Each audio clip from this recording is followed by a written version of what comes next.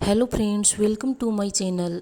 एक समय की बात है, एक रीना नाम की लड़की अपने माता पिता के साथ रहती थी। वह अपने माता पिता की इकलौती बेटी थी।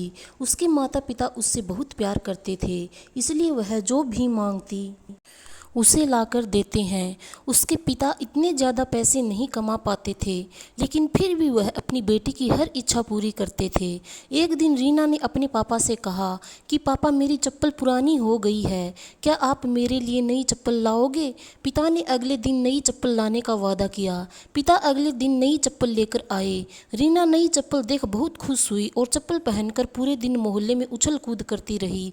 शाम को वह घर आई और चप्पल उतार कर सो गई। अगली सुबह रीना वह चप्पल नहीं पहनती है और अपनी पुरानी चप्पल पहनकर खेलने चली जाती है। मम्मी से कहकर जाती है कि मम्मी, मुझे ये चप्पल पसंद नहीं है, मैं अपनी पुरानी चप्पल ही पहनूंगी। उसकी ये बात उसके पापा सुन लेते हैं। इतने में रीना बाहर खेलने भाग जाती है। रीना के पिता उसके पीछे गए और उसे अपने पास बुलाकर कहा कि बेटा, अगर तुम्हें नई चप्पल नहीं पहननी थी तो तुमने क्यों मंगवाई, और तुमने उसे कल पूरे दिन पहन कर रखा। अब हम इसे वापस दुकानदार को भी नहीं दे सकते हैं। रीना कहती है कि पापा, मैंने यह चप्पल मम्मी के लिए मंगाई थी, क्योंकि उनकी चप्पल टूट सी गई हैं और वह खर्चे के डर से कभी अपने लिए नई चप्पल नहीं मंगाती है।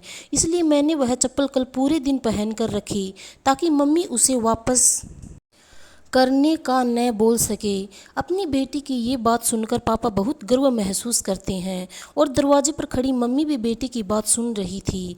वह भी मन ही मन बहुत खुश हुई कि इतनी सी बच्ची में इतनी समझ है। दोनों माता पिता एक दूसरे के सामने देखकर मुस्कुराते हैं और बेटी को प्यार करने लगते हैं।